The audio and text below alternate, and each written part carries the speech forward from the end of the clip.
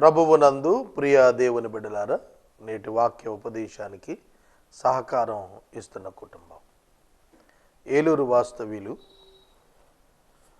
సహోదరులు వెలగపల్లి శేఖర్ ఆల్ఫ్రెడ్ గారు, son of late Samuel Alfred, Mary Ernestine గారికి జన్మదిన శుభాకాంక్షలు తెలుపుతూ కుటుంబ సభ్యులు నోబుల్ గారు, కెంపు లక్ష్మి గారు, మేరీ విజయలక్ష్మి గారు సహకారం ఇస్తున్నారు.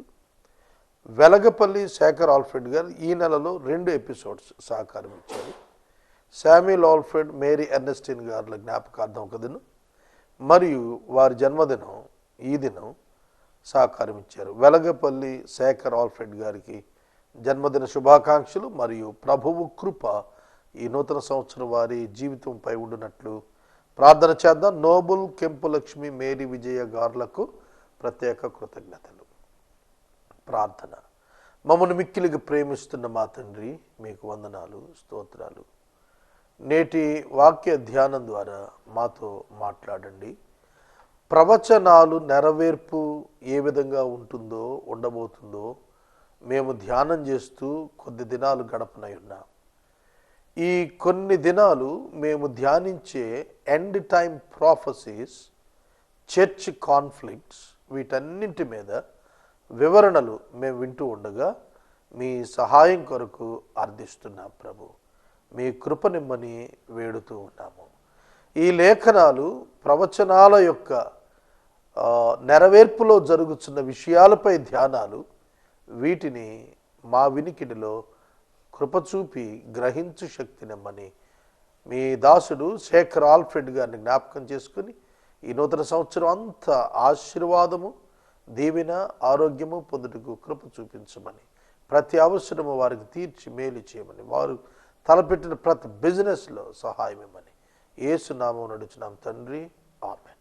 ప్రభువునందు ప్రియ దేవుని బిడ్డలారా, నేను ప్రార్థిస్తున్నప్పుడు దేవునితో నా హృదయంలోని మాటలు చెబుతాను.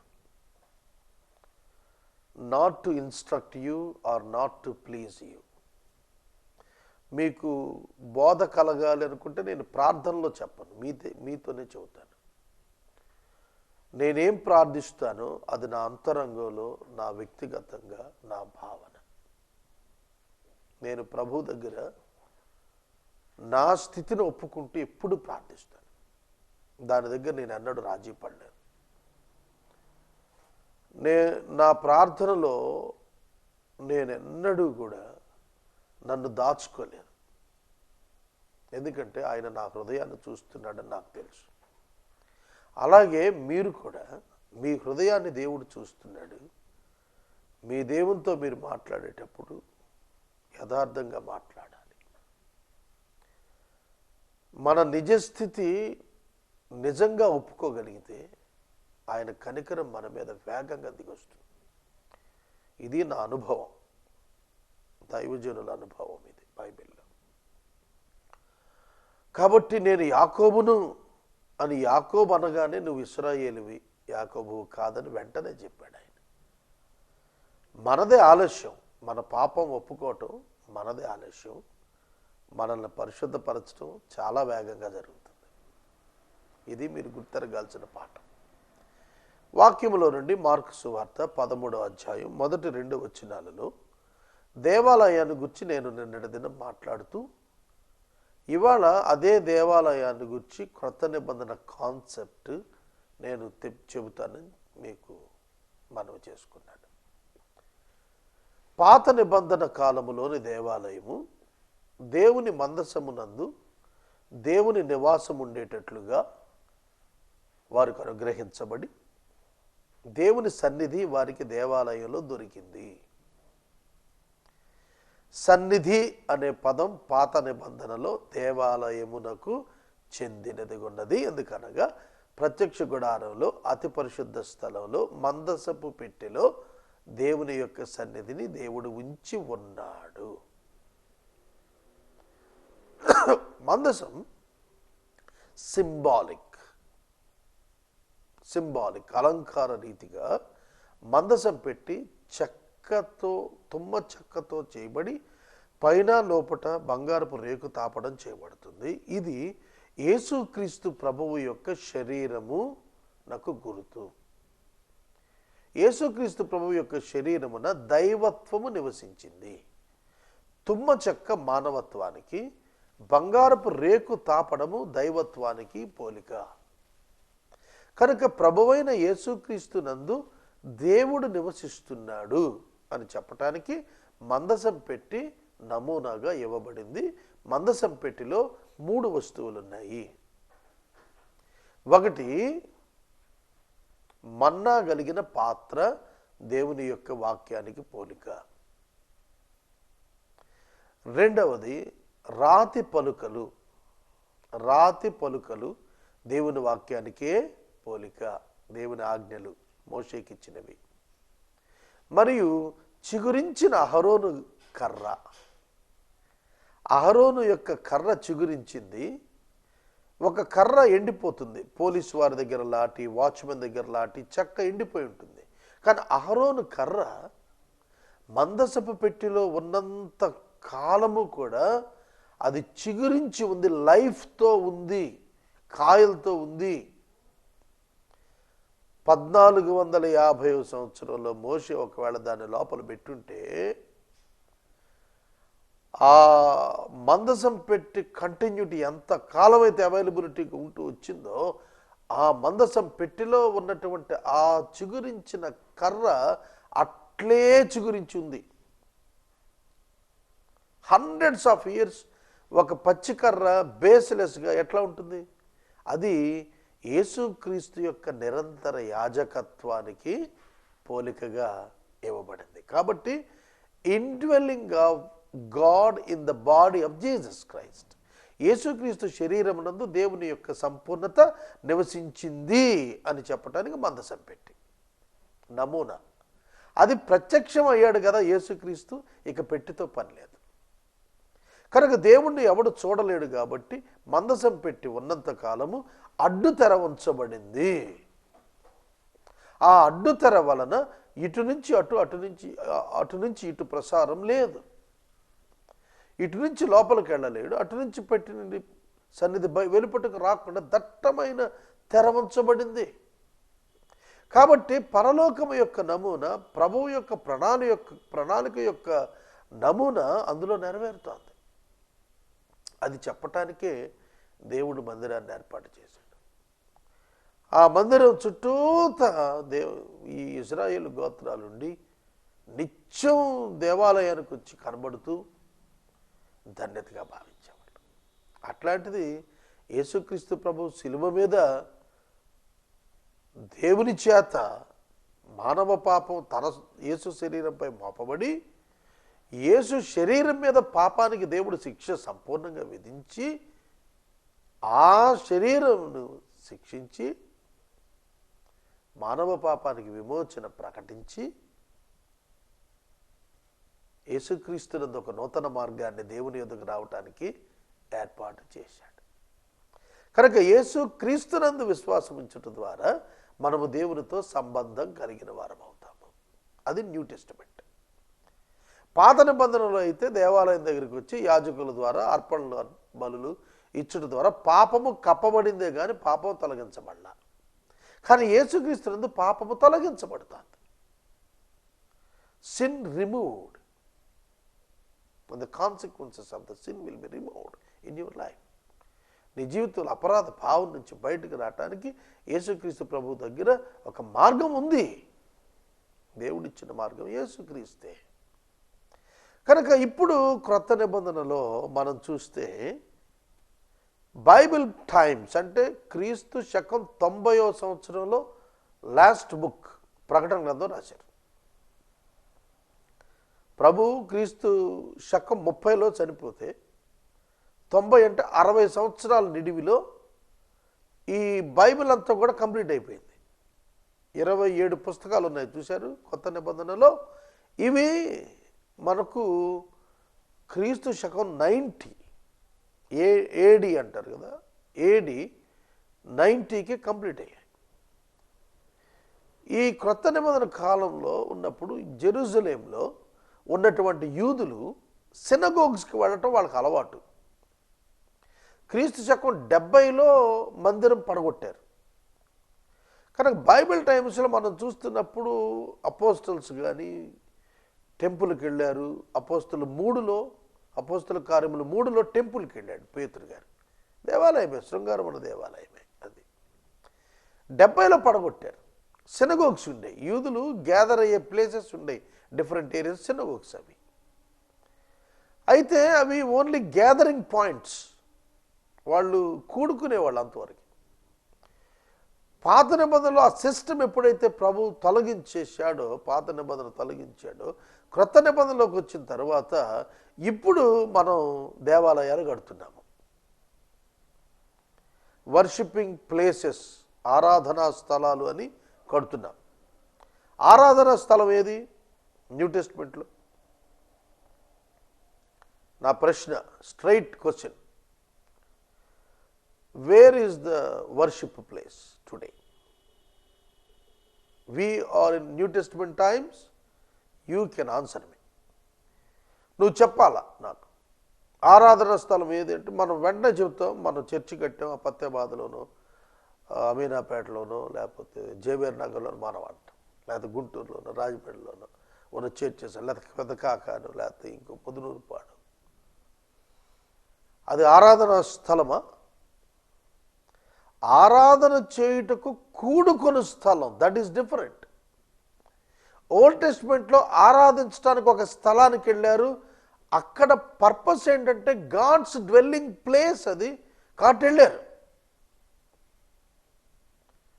న్యూ టెస్ట్మెంట్ అంతా మీరు చూడండి, ఇండ్లల్లోనే ఆరాధన చేశారు, గృహాలలో ఆరాధనలు చేశారు. అసలు పరిశుద్ధాత్మ దేవుడు ఆ 120 మంది మీదకు దిగొచ్చిన దినం ఇంట్లోనే, నాట్ ఇన్ టెంపుల్. దయచేసి గుర్తుపట్టుకోండి. కొర్నేలి ఇంటికి సువార్త అందించడానికి పేతురు బయలుదేరి వెళ్ళింది ఒక ఇంటి నుంచే, not from the temple, church నుంచి కాదు. కొర్నేలి ఇంట పరిశుద్ధాత్మ దేవుడు విశ్వాసుల మీదకు దిగొచ్చింది ఇంటిలోనే, not in the church building. పౌలు గారి యొక్క నేత్రాలు తెరవబడింది, గుడ్డివాడైపోయాడు కదా దమస్కు మార్గంలో ప్రభు కనపడినప్పుడు. పౌలు యొక్క కండ్లు తెరవబడింది, అననీయ వెళ్ళి చేతులేసి ప్రార్థన చేసింది ఇంటిలోనే. పౌలు 2 సంవత్సరాలు అద్దె ఇంట ఉండి ఇంటిలోనే వర్షిప్ కండక్ట్ చేశాడు. కానీ ఇప్పుడు మనకు పెద్ద పెద్ద కథడ్రిల్స్, అందమైన గుడులు, ఓల్డ్ టెస్టిమెంట్ స్ట్రక్చర్ మళ్ళీ మనం తీసుకొచ్చాం. ఆల్టర్ అంటాం, అంటే మందసం. ఆల్టర్ అనే పదం ఏంటో తెలుసా? ఆల్టర్ అంటే మందసం. నేను కొన్ని చర్చెస్కి వెళ్ళాను, ఆ ఆల్టర్ మీద పాస్టర్ గారు ఉంటాడు, ఇంకేమన్నా ఎక్కనీరు. నన్ను కొన్ని సంఘాల్లో వాక్యోపదేశాన్ని పిలిచినప్పుడు నాకు అంగీ లేదు కదా, నన్ను పాస్టర్ గారు ఎక్కే పుల్పిట్ ఎక్కనీ లేదు.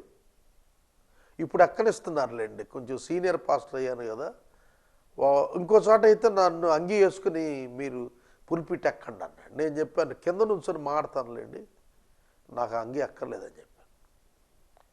నేను విమర్శించట్లా, ప్రస్తుతం ఉన్న పరిస్థితి చెప్పానే కానీ ఇట్స్ నాట్ మై క్రిటిసిజం. నేను మిమ్మల్ని అవమానపరచడానికి నేనేం చెప్పట్లేదు, ఇది ప్రాక్టీస్లో ఉందనే చెబుతున్నాను తప్ప. ప్రస్తుతం people are practising old testament system in churches. ఇప్పటికీ మనం ఒక ఆయన అడిగాడు, నాకు ఒకసారి నవ్వు వస్తుంది, ఏమంటే పుల్పిట్ ఎట్టు పెట్టాలి అని అడిగాడు నన్ను. అసలు పుల్పిటే పెట్టద్దాను. పుల్పిట్ ఎట్టు పెట్టాలి అంటే ఒక ఆయన ఏం చెప్పాడంటే, ఉత్తర సభా పర్వతము దిక్కుగా ప్రభు ఉంటాడు కనుక ప్రభు మాట్లాడుతున్నప్పుడు ఉత్తరం దిక్కు నుంచి మాట్లాడాడు కనుక ఉత్తరాన్ని పుల్పిట్ పెట్టమన్నాడు. ఇంకొక ఆయన అన్నాడు, ప్రభువు నుండి పొందుతున్నాం కనుక మనం తూర్పున ఉత్తరం దక్షిణాన పెట్టి దక్షిణం నుంచి మాట్లాడాలి, మనం ప్రభువు నుండి పొంది కాంగ్రిగేషన్కి ఇవ్వాలని ఇంకోటి. ప్రభు నుంచి పొందేది ఉత్తరం నుంచి కాదు, దక్షిణం నుంచి కాదు, నీ హృదయంలో. కనుక ఒక తప్పు ఒక అలవాటు ఒక ఆచారం ఎలా సత్యము నుండి చాలా దూరం వెళ్ళిపోయి వేరేది సత్యంగా ప్రతిష్ఠ చేసే పరిస్థితులు, ఇంకొంచెం తీవ్ర పదం వాడాను అనుకోండి, మనమే అభ్యంతరపడాలి. పరిస్థితులు దాపురించాయి. ఆరాధన ఎక్కడ? Why are you going to the church? Fellowship sake, సహవాసం కొరకు. నాకు అర్థం కాదు ఏంటంటే, సహవాసానికి వెళ్తాం కానీ ఎవరితో సహవాసం చెయ్యం. రైట్? దేవుని మందిరం ఉంది, కట్టారు, చాలా చక్కగా కట్టారు, కుర్చీలు వేశారు, కుషన్స్ వేశారు, ఏసీలు పెట్టారు, పాస్టర్ గారు అన్నారు, పోడియం ఉంది, పాటలు పాడుతున్నారు, వాక్యం చెబుతున్నారు. వెళతాము, మన సీట్లో కూర్చుంటాం, వాళ్ళు చెప్పింది తింటాం, కానుకేస్తాం, లేచి వచ్చేస్తాం. పక్కన వాడితో మాట్లాడడం, ఆ వారం రోజులు ఎన్నడూ వాడు కలవం. Is it fellowship? ఫెలోషిప్ అంటే స్థలమా? నా ప్రశ్నకు ప్రతి క్రైస్తవుడు జవాబు చెప్పాలి. ఫెలోషిప్ అంటే ఒక స్థలమా? ఫెలోషిప్ అంటే ఒక చర్చి పేరా? ఫెలోషిప్ అంటే ఏమిటి అర్థం? వారానికి ఒకసారి కలుసుకోవటం. What does it means fellowship? నేను ఫెలోషిప్ అనే పేరున చర్చి గురించి మాట్లాడలేదండి. ఫెలోషిప్ అన్నప్పుడు సహవాసం ప్రతి సంఘంలో సంఘ సభ్యుల మధ్యన నిజంగా సహవాసం ఉంటుందా? ఒకవేళ సహవాసం ఉండుంటే లిమిటెడ్గా ఒక చర్చికి ఇంకో చర్చికి కాంటాక్ట్ ఉండదా? ఈ చర్చ్ బిలీవర్ ఇంకో చర్చ్ బిలీవర్తో సహవాసం చెయ్యడా? చెయ్యకూడదా? చెయ్యవద్దా? మరి ఈ పరిస్థితులు ఇవాళ ఉన్నాయి. ఇప్పుడు నేను డినామినేషన్ పేరు వాడతాను మీకు అర్థం కావటానికి. ఉదాహరణకి సిఎస్ఐ చర్చ్కి వెళ్ళేవాళ్ళు, లూథరన్ చర్చ్కి వెళ్ళేవాళ్ళు, బ్యాప్టిస్ట్ చర్చ్కి వెళ్ళేవాళ్ళు, పెంటెకోస్టల్ చర్చ్కి వెళ్ళేవాళ్ళు, ఇండిపెండెంట్ చర్చెస్కి వెళ్ళేవాళ్ళు, వీళ్ళందరూ గిరిగీసుకుని ఎవరి మీటింగ్ ప్లేసులకు వాళ్లే చెందినట్టుగా, వాళ్ళకే సంబంధించినట్టుగా, వాళ్ళ వరకే ఉండిపోయేటట్టుగా గుంపులుగా కూడి ఉండటం is it biblical? No, 100% wrong. కాదు. సిఎస్ఐ చర్చ్కి వెళ్ళినంత మాత్రాన బ్యాప్టిస్ట్, లూథరన్, పెంటెకోస్ట్ చర్చ్కి వెళ్ళే బిలీవర్స్తో సహవాసం చేయకూడదా? చేయనివ్వటం లేదు. కొందరు ప్రీచర్స్ పర్పస్ఫుల్గా చేయనివ్వటం లేదు. దట్ ఈస్ సిన్, అది పాపం. కాబట్టి ఆరాధన యొక్క అర్థాలు మార్చేశారు. నిజ ఆరాధన అంటే ఏమిటో అర్థం కాకుండా చేశారు. ఇప్పుడు వస్తున్నటువంటి నూతన యవ్వన సేవకులు ఏం చేశారంటే ఆరాధనని యునైట్ చేసేసారు. ఆరాధనని బిలీవర్ బ్యారియర్ లేదు, అసలు డిఫరెన్సియేషన్ లేదు. విశ్వాసులు ఆరాధన చేసేవాళ్ళు, విశ్వాసే ఆరాధన చేయాలి. అవిశ్వాస ఎట్లా ఆరాధన చేస్తాడు? రక్షణ పొందినవాడు ఆరాధిస్తాడు, రక్షణ పొందనివాడి ఆరాధన ఎట్లా అంగీకరించబడుతుంది? కనుక ఆరాధన అంటే ఏమిటి? What is the real meaning of worship? Obedience to the word of God is the worship. కనుక ఒక చోట కూర్చొని మనం ప్రభువా నిన్ను స్తుతిస్తున్నానని చెబితే it's not real worship. Obedience to the word of God in your life time is nothing but the worship. ఆ వర్షిప్ను నువ్వు ప్రజల మధ్యన పంచుకోవడానికి నువ్వు దేవుని స్తుతిస్తూ కనబడుతున్నావు. కనుక నిజమైన ఆరాధన, ఆత్మ సంబంధమైన ఆరాధన, ఆత్మతో సత్యముతో చేసేటువంటి ఆరాధన, spirit field truthful life in society, it is worship. అది ఆరాధన అంటే. అంతేగాని ఒక చోట చేరి అందరు చేతులు ఎత్తారు, సాయంకాలం సగం మంది సినిమా హాల్లో ఉంటారు. అందరు చేతులెత్తి ఆరాధన చేస్తారు, సాయంకాలం సగం మంది వ్యర్థమైనటువంటి మాటలతో ఉంటారు, వ్యర్థమైన సంబంధాలతో ఉంటారు, ఆఫీసులో లంచాలతో ఉంటారు. కానీ ఆదివారం చేతులెత్తి ఆరాధన చేస్తుంటారు. Is it real true worship? No, not at all. కనుక ఒక సమరయ స్త్రీతో ప్రభు చెప్పిన మాట, ఒక కాలం వచ్చే ఉంది, అది ఇట్స్ ఆల్రెడీ హియర్. ఎందుకంటే యేసయ్య వచ్చున్నాడు కదా. కాబట్టి ఆ కాలంలో వాళ్ళు ఆరాధన చేసినప్పుడు, యేసు ప్రభు ఆరాధన కోసం దేవాలయానికి వెళ్ళిన సందర్భాల్లో ఓల్డ్ టెస్టిమెంట్ పీరియడ్. దేవాలయానికి ఆయన ప్రతి పండగకి వెళ్ళేవాడు టు వర్షిప్ గాడ్. అప్పుడు మందిరానికే వెళ్ళాలి, ఎందుకంటే దేవుని సన్నిధి అక్కడే ఉంది మందసంలో. న్యూ టెస్టిమెంట్లోకి వచ్చేటప్పుడు యేసుక్రీస్తు ప్రభు శిలువలో మరణించిన తర్వాత that the presence of God was transferred to the heart of the believer. ప్రత్యక్ష గుడారంలో ఏ మందసం పెట్టెలో సన్నిధి ఉన్నదో ఆ పరిశుద్ధాత్మ దేవుడు, ఆ సన్నిధి, it was transferred to the heart of the believer. విశ్వాస యొక్క అంతరంగంలోనికి ఆ సన్నిధి మార్చబడింది. It's not in a place, it's not in a place, it's in your heart. అది స్థలాలలో లేదు, హృదయములోనికి బదిలీ అయింది. హృదయంలోనికి బదిలీ అయ్యింది. You can worship your God in your spirit. New testament is spiritual. క్రొత్త నిబంధన ఆత్మ సంబంధం, పాత నిబంధన అక్షర సంబంధం, ఆచార సంబంధం. పాత నిబంధన ఛాయ, క్రొత్త నిబంధన వాస్తవం. క్రీస్తు reality, old testament church all of the symbolism. కనుక మనం రియాలిటీలో ఉన్నాము, వాస్తవంలో ఉన్నాము.